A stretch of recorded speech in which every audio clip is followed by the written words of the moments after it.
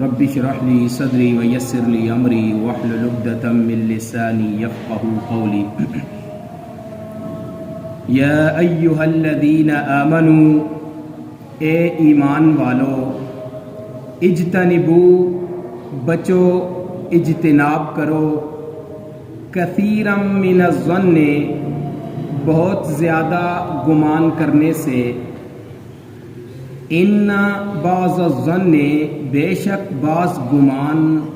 اثم گناہ ہوتے ہیں ولا تجسسوا اور تجسس نہ کرو جاسوسی مت کرو ولا یغتب اور نہ غیبت کرے بعضکم بعضا بعض تمہارا بعض کی یعنی آپس میں ایک دوسرے کی ایحب احدکم کیا تم میں سے کوئی یہ پسند کرتا ہے ان یأکل لحم اخیہ میتا کہ وہ اپنے مرے ہوئے بھائی کا مردہ بھائی کا گوشت کھائے فکرہتموہ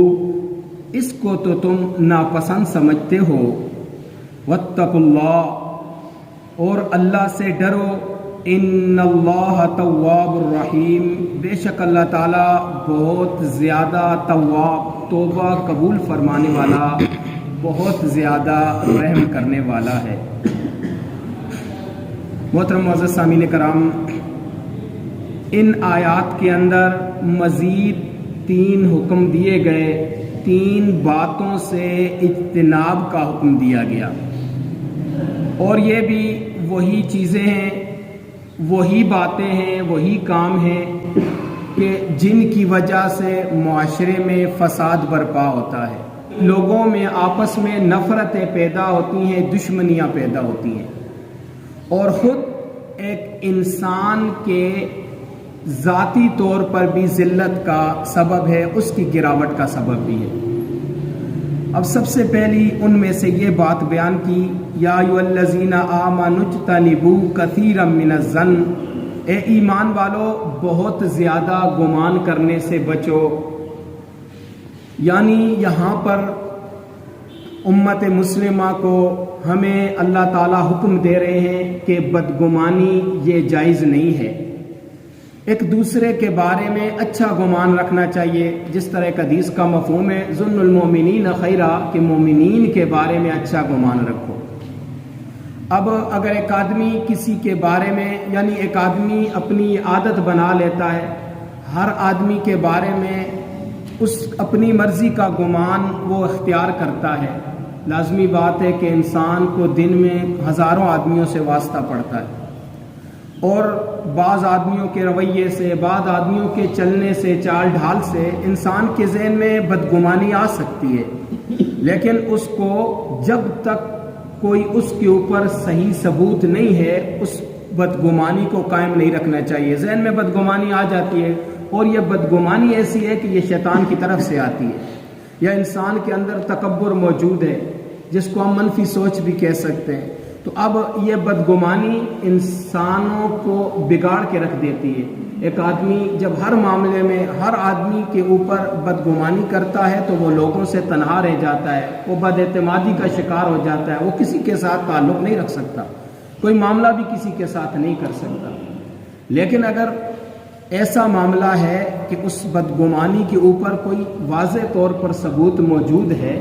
تو پھر اس کے بارے میں وہ رویہ رکھا جا سکتا ہے، اس سے احتیاط برتی جا سکتی ہے۔ اب ایک ہے بدگمانی، ذہن کے اندر کسی کے بارے میں کوئی بات آ جانا، اگر کوئی اس کے اوپر ٹھوس ثبوت موجود نہیں ہے تو اس کو اچھا خیال کرنا چاہیے، اس کو مثبت سوچنا چاہیے، اور اس اپنی بدگمانی کو ختم کرنا چاہیے۔ اور اگر انسان کسی کے ساتھ معاملہ کرتا ہے، لین دین کا معاملہ کر رہا ہے، خرید و فروخت کا معاملہ کر رہا ہے، شادی اور بیاہ یا دوسرے کسی معاملے میں کسی کے ساتھ اس کا تعلق قائم ہو رہا ہے، تو ایسی صورت میں جو احتیاط برتی جاتی ہے، احتیاط اختیار کی جاتی ہے، یہ ضروری ہے۔ لازمی بات ہے کہ آپ کسی کے اوپر اعتماد کر رہے ہیں تو احتیاط بھی برتیں، احتیاط کو بروئے کار لائیں کہ آپ دھوکہ نہ کھا جائیں، آپ کے ساتھ کوئی زیادتی نہ کر جائے، لیکن محض بغیر کسی ثبوت کے ویسے ہی ہر آدمی کے اوپر انسان بدگمانی کا اظہار کرے اور اس کے اوپر شبہ کرے تو یہ جائز نہیں ہے۔ اور اسی طرح اگر بدگمانی ذہن میں آ جائے تو اس کا اظہار نہیں کرنا چاہیے۔ بسا اوقات ایک آدمی کے ذہن میں ایک بات آتی ہے، وہ اس کا اظہار کر دیتا ہے، جی فلاں آدمی کا نقصان ہو، یار فلاں اس جگہ سے گزرا ہے، اسی نے کیا تھا، اسی نے کیا ہوگا یہ کام، اس لیے کہ میں نے اس کو دیکھا وہ اس جگہ سے گزر رہا تھا،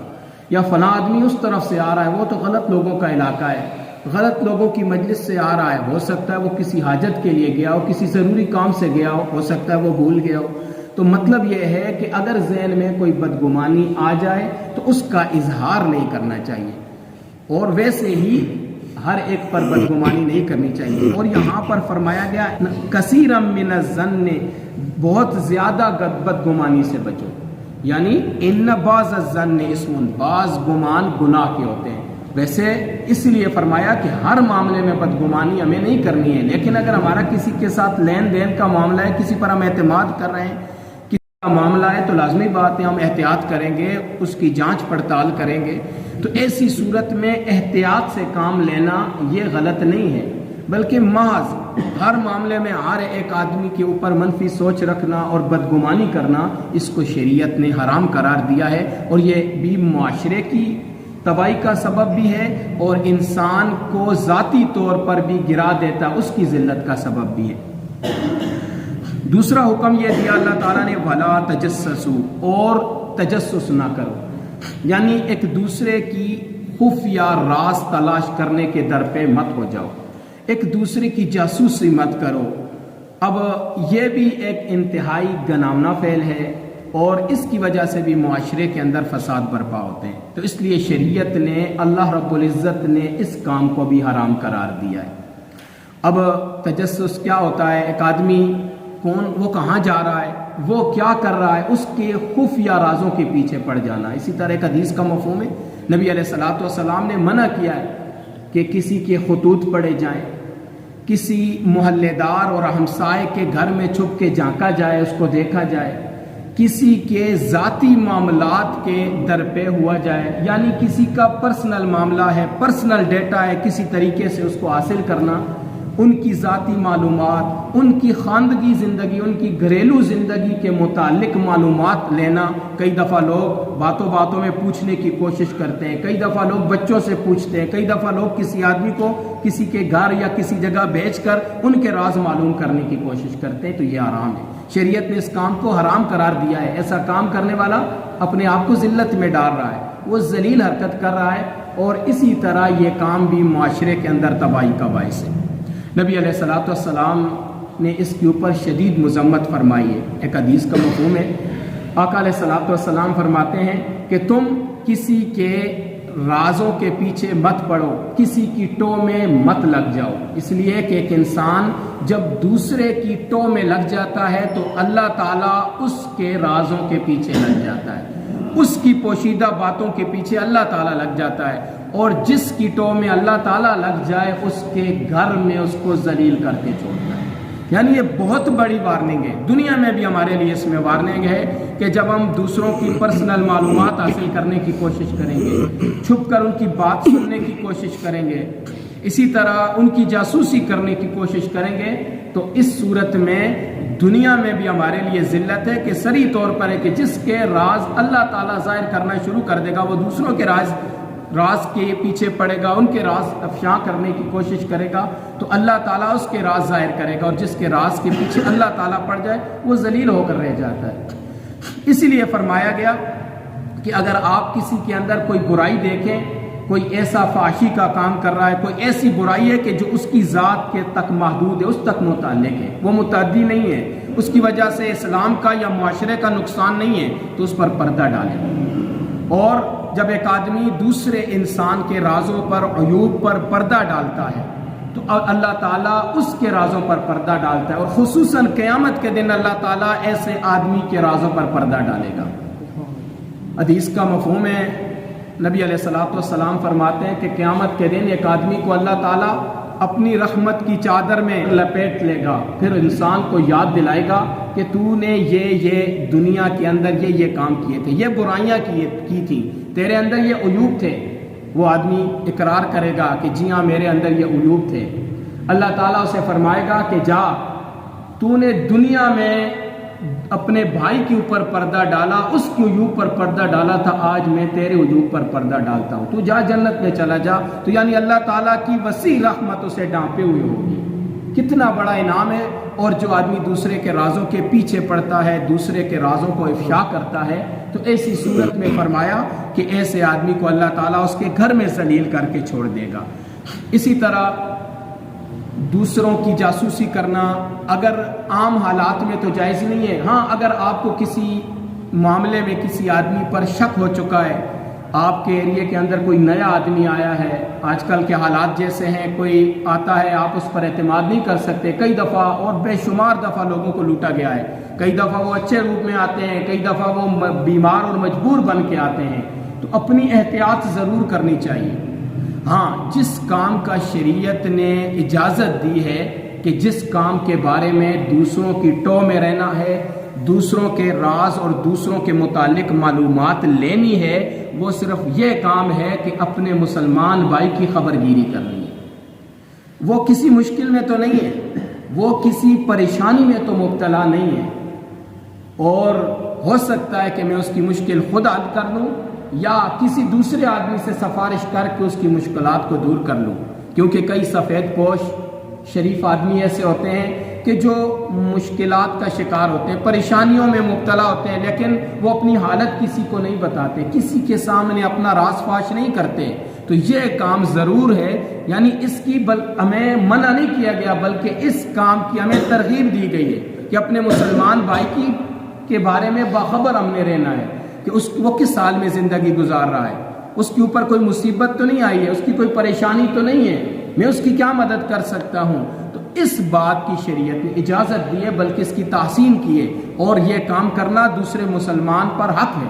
کہ اپنے رشتہ دار ہوں، اپنے محلے دار، دوست و احباب یا دوسرے مسلمانوں کی یا اپنے ہمسایوں کی خبر گیری کرے کھانے پینے کے معاملے میں اور دوسری پریشانیوں اور دکھ سکھ کے معاملے میں، کہ کہیں میری اس کو ضرورت نہیں ہے، کہیں وہ مجبور تو نہیں ہے، کیوں کہ کل قیامت کے دن اس کے بارے میں مجھے پوچھ ہوگی۔ لیکن اس کے علاوہ جاسوسی ایک آدمی کے دوسرے آدمی کے لیے جائز نہیں ہے کہ وہ کسی دوسرے بھائی کی جاسوسی کرے۔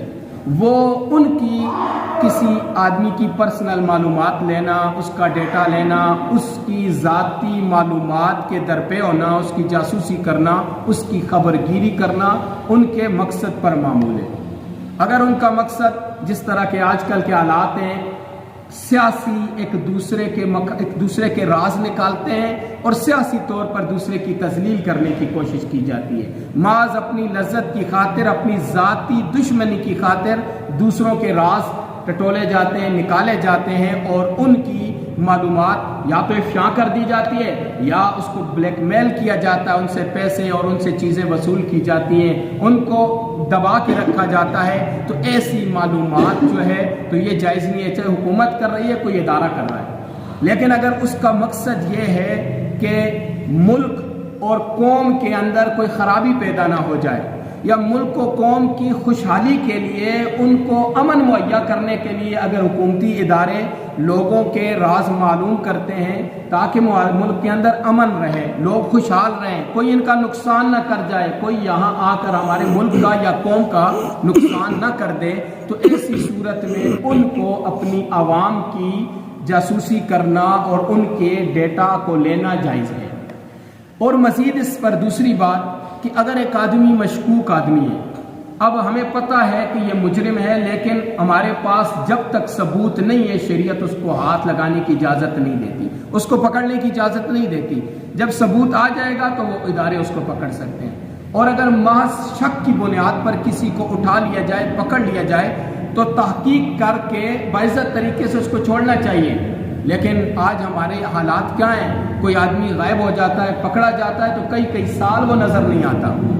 یعنی اگر ایک آدمی شک کی بنا پر ہے، اس کی تحقیق ضرور کرنی چاہیے، لیکن اس کی تحقیق کے بعد ضرور اس پر نظر رکھیں اگر وہ مشکوک ہے، لیکن اس کو جب تک جرم ثابت نہیں ہوتا اس کو سزا دینا یہ جائز نہیں ہے۔ اور آج ہمارے اندر معاشرے کے اندر ایک اور چیز ہے میڈیا کی صورت میں، کہ جو لوگوں کے پرسنل راز نکالتی ہے، اور پھر ان کے اوپر بڑے بڑے انکشافات کر کے لوگوں کی ذاتی معلومات لوگوں کے سامنے لاتے ہیں اور اس کے اوپر پھر ان کی ذلت کا سبب یہ بن رہے ہیں، تو ایسی چیز بھی جائز نہیں ہے۔ ہاں اگر ایک آدمی کی وجہ سے، اس کے کسی فعل اور کام کی وجہ سے ملک کا، قوم کا یا اسلام کا نقصان ہوتا ہے تو ایسے آدمی کو باز رکھنے کی کوشش کی جائے اور ایسے آدمی کی وہ باتیں معاشرے کے سامنے لائی جائے تاکہ وہ باز آ جائے اور اس کو روکا جا سکے۔ اور اس کے برعکس ایک اور کام کہ اگر کوئی فحاشی کا کام ہو جاتا ہے، کوئی غلط کام ہو جاتا ہے، اسلام ایسے کاموں کے بارے میں حکم دیتا ہے کہ اس کی پردہ پوشی کی جائے اور مجرم کو سرعام سزا دی جائے، سخت سزا دی جائے۔ نعوذ باللہ کوئی لواطت میں پکڑا جاتا ہے، کوئی زنا میں پکڑا جاتا ہے، آئے روز عورتوں بچوں کے ساتھ کیسز ہو رہے ہیں مختلف جگہوں میں، تو اب ایسے رازوں کو افشا کیا جاتا ہے، یہ شدید منع کیا گیا ہے۔ معاشرے کے اندر جب آپ ایسی باتیں لوگوں کے سامنے عام کریں گے، انہیں سزا نہیں دیں گے تو لوگوں کو نئے نئے طریقے ملیں گے۔ ایک آدمی کو نہیں پتا تھا کہ یہ کام بھی کرنا ہے، اس کو بھی ایک چیز پتہ چل گئی، اس کو بھی ایک راستہ آپ نے بتا دیا ہے، تو اس چیز کو بھی شریعت نے حرام قرار دیا ہے۔ ہاں ایسے مجرم کو سخت سزا دیں، اگر ایک آدمی لواطت کرتا ہے یا ایک آدمی نعوذ باللہ زنا کرتا ہے تو اس کے لیے سخت سزائیں موجود ہیں، شریعت نے دی ہیں، وہ سزا دی جائے، جن لوگوں تک محدود ہے ان لوگوں کے سامنے دی جائے یا سرعام اس کو سزا دے دی جائے۔ لیکن اس ملک کے اندر یا ہمارے آج معاشرے کا یہ حال ہے کہ ہم اس مجرم کو نہیں پکڑتے، اس کو سزا دینے کی کوشش نہیں کرتے، محض راز کو افشا کرتے رہتے ہیں اور یہ جرم بڑھاتے رہتے ہیں۔ تو ان چیزوں کے بارے میں شریعت نے انتہائی احتیاط کا حکم دیا ہے کہ وَلَا تَجَسَّسُوا، ایک دوسرے کی جاسوسی نہ کرو، اور خصوصاً نبی علیہ السلام نے ایک موقع پر فرمایا، حدیث کا مفہوم ہے کہ یعنی حکومت کو یہ حکم دیا گیا، ذمہ داروں کو یہ حکم دیا گیا ہے کہ آپ لوگوں کے راز کی ٹو میں مت لگ جاؤ، یا تو آپ انہیں، اگر آپ ان کے راز کی ٹو میں لگ گئے تو یا آپ ان کو بگاڑ دو گے یا بگاڑ کے قریب پہنچا دو گے۔ تو جب تک ایک آدمی کے اوپر پورا ثبوت موجود نہیں ہے کہ وہ مجرم ہے یا ایسا معاملہ ہے کہ جس کی وجہ سے وہ معاشرے کے اندر وہ بے حیائی اور فحاشی پھیلنے کا خطرہ ہے، تو ایسے راز کو ظاہر کرنا پھر جائز نہیں ہے۔ آگے تیسرا حکم دیا وَلَا يَغْتَبْ بَعْضُكُمْ بَعْضًا، اور تم میں سے بعض کی غیبت نہ کریں، یعنی آپس میں ایک دوسرے کی غیبت نہ کرو۔ غیبت کے بارے میں نبی حدیث کا مفہوم ہے، نبی علیہ السلام سمجھا رہے تھے کہ اپنے مومن بھائی کے پیٹھ کے پیچھے اس کا ایسا ذکر کرنا کہ جب وہ سنے تو اس کو برا لگے۔ نبی علیہ السلام سے پوچھا گیا کہ آیا میرے بھائی میں وہ عیب موجود ہے پھر بھی میں اس کی پیٹھ پیچھے اس کی برائی بیان کروں؟ تو یہ بھی غیبت ہے۔ آقا علیہ السلام نے فرمایا پھر تو غیبت ہے نا، یعنی اس کے اندر اگر وہ عیب موجود ہے، آپ اس کی پیٹھ کے پیچھے اس کی برائی بیان کرتے ہیں، یہ غیبت ہے۔ اور اگر اس میں عیب موجود نہیں ہے پھر تو نے اس پر بہتان لگا دیا، تو پھر اس پر بڑا اس سے بڑا گناہ کیا کہ تو نے اس پر بہتان لگا دیا۔ اسی طرح نبی علیہ السلام نے فرمایا، حدیث میں آتا ہے الغیبت اشد من الزنا، غیبت زنا سے بھی بڑھ کر ہے گناہ میں، یعنی کہ زنا کا گناہ کم ہے، زنا بھی بہت بڑا گناہ ہے، اس لیے غیبت کو زنا سے بڑھا کے تشبیہ دی گئی۔ زنا کو ہم برا سمجھتے ہیں لیکن غیبت کو اس لیے کہا گیا کہ غیبت کو ہم برا نہیں سمجھتے۔ زنا کرنے والا اللہ کی حق تلفی کرتا ہے، اگر توبہ کرے گا صدقے دل سے تو اللہ تعالیٰ معاف کر دے گا، لیکن غیبت کرنے والے نے اللہ تعالیٰ کی بھی نافرمانی کی اور کسی دوسرے انسان کی حق تلفی کی۔ میں جب تک دوسرا بندہ جس کے ساتھ ہم نے زیادتی کی، ظلم کیا، وہ معاف نہ کرے تو حقوق العباد معاف نہیں ہوتے، وہ تو شہداء کے معاف نہیں ہوتے۔ تو عام آدمی کون ہے کہ اس کے عام دوسرے کی غیبت کرے گا، اس کے اوپر ظلم کرے گا، اس کی حق تلفی کرے گا اور توبہ سے معاف ہو جائے، وہ گناہ توبہ سے معاف نہیں ہوتے، توبہ سے معاف اللہ کے حق ہوں گے۔ بندوں کے ساتھ زیادتی کی ہے، کسی کے اوپر ظلم کیا ہے، کسی کی غیبت کی ہے، کسی کا نقصان کیا ہے، جب تک اس بندے سے ہم معافی نہیں مانگیں گے، چاہے ہم لاکھوں حج کر لیں، دن ساری زندگی دن کو روزے رکھیں، ساری عمر رات کو قیام کریں، بہت زیادہ عبادت گزار بھی بن جائیں، شہید بھی اللہ کے راستے میں ہو جائیں، لیکن اگر حقوق العباد کا معاملہ ہے، جب تک وہ معاف نہ کریں ہم معاف نہیں ہوں گے۔ دنیا میں اگر ہمیں اس کے بارے میں نہ بھی پوچھا جائے، قیامت کے دن وہ ہمارے جنت میں جانے کا رکاوٹ ضرور بن سکتا ہے۔ تو لہٰذا فرمایا کہ ایک آپس میں ایک دوسرے کی غیبت نہ کرو۔ آج تو ہم بیٹھتے ہیں ایک دوسرے کی غیبت میں لگ جاتے ہیں. ہر آدمی کسی نہ کسی کے عیب نکال رہا ہے، فلاں آدمی اور وہ تو ایسا ہے. آپ اس کے منہ پر اگر یہ بات کریں، اگر اس کو ناگوار ہے یا وہ آپ کی اس بات کو سنے گا ناگوار ہے، یہ غیبت ہے. اور خصوص ویسے بھی حرام ہے، شدید گناہ ہے، بدترین گناہ ہے، اور روزے کی حالت میں انسان اپنا روزہ بھی خراب کر لیتا ہے. تو ایسے گناہوں سے ہمیں بچنا ہے. ہاں، ایک آدمی کے ساتھ کسی نے ظلم اور زیادتی کی ہے، وہ آدمی لوگوں کے سامنے جا کر بیان کرتا ہے تو یہ غیبت نہیں ہے. یا ایک آدمی کا ایسا فعل ہے کہ جس کی وجہ سے اسلام کا نقصان ہوا ہے، جس کی وجہ سے معاشرے، اب دیکھو فرعون مر گیا، کب سے ہم کہتے ہیں فرعون نے یہ ظلم کیا، فلاں آدمی نے یہ ظلم کیا تھا، فلاں نے غدار تھے، ملک و قوم کے ساتھ، اسلام کے ساتھ یہ غداری کی ہے. تو ایسے آدمی کی بات اصلاح کے طور پر لوگوں کو بتانا غیبت نہیں ہے. اب حکومت لوگوں کے اوپر سختی کر رہی ہے، ظالمانہ ٹیکس لگا رہی ہے، لوگوں کو تنگی میں مبتلا کیا ہوا ہے. اب لازمی بات ہے کہ یہ لوگوں پر ظلم ہے، ناانصافی ہے، تو لوگ اب حکومت کے خلاف بولیں گے تو یہ غیبت نہیں ہے. غیبت یہ ہے کہ ہم ویسے ہی دوسرے آدمی کی برائی بیان کرنا شروع کر دیں، جیسے ہم اپنی مجلسوں میں، محفلوں میں کرتے ہیں، تو اس کو حرام قرار دیا گیا. تو فرمایا وَلَا يَغْتَبْ بَعْضُكُمْ بَعْضًا، اور تمہارے بعض کی غیبت نہ کرے، یعنی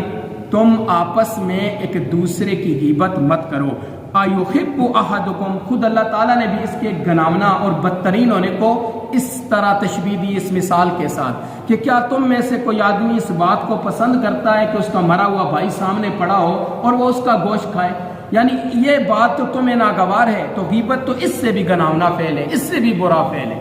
نبی علیہ الصلوۃ والسلام ایک مرتبہ ایک آدمی کو سزا دے کر واپس آ رہے تھے، تو بعض آدمیوں نے کہا، حدیث کا مفہوم ہے کہ اس پر اللہ تعالیٰ نے اس کے عیب پر پردہ ڈال دیا تھا، لیکن اس نے اپنے آپ کے عیب کو خود ظاہر کر دیا. حالانکہ وہ ان کی تربیت تھی، وہ ان کا ایمان تھا. اگر ان سے کوئی غلطی سرزد ہو جاتی، نبی علیہ السلام کی خدمت میں حاضر ہوتے، وہ مرد تھے یا عورتیں، ہمیں پاک کیا جائے. آخرت کا حقیقی خوف ان کے اندر موجود تھا، اسی لیے تو دنیا میں ان کو جنت کی بشارت سنائی گئی. تو بہرحال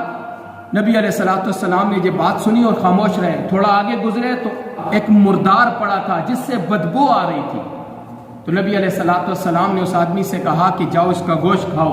اس نے کہا بھلا اس کا گوشت کون کھا سکتا ہے؟ نبی علیہ الصلوۃ والسلام نے فرمایا ابھی تو آپ اس سے گناونا فعل کر رہے تھے، یعنی اپنے مردار بھائی کا، اپنے مرے ہوئے بھائی کا گوشت کھا رہے تھے، مراد اس کی غیبت کر رہے تھے. تو غیبت بہت ہی گناونا فعل ہے، اور یہ معاشرے کے اندر بھی فساد کا سبب اور انسان کی عزت میں کمی کا سبب بھی ہے. اَيُحِبُّ أَحَدُكُمْ، کیا تم میں سے کوئی آدمی یہ پسند کرتا ہے، أَن يَأْكُلَ لَحْمَ أَخِيهِ مَيْتًا، کہ اپنے مرے ہوئے بھائی کا گوشت کھائے، فَكَرِهْتُمُوهُ، اس کو تو تم ناپسند کرتے ہو. وَاتَّقُوا اللَّهَ، پس اللہ سے ڈرو، یعنی ان معاملات میں بھی اللہ تعالیٰ سے ڈرو. إِنَّ اللَّهَ، بے شک اللہ تعالیٰ، تواب الرحیم، بہت زیادہ تواب ہے، بہت زیادہ توبہ قبول کرنے والا، بہت زیادہ رحم کرنے والا ہے. یعنی اگر سابقہ زندگی میں تم سے ایسے کوئی گناہ ہوئے تو اللہ تعالیٰ سے صدق کے دل سے توبہ کرو، اللہ تعالیٰ تمہارے گناہوں کو معاف فرمانے والا ہے.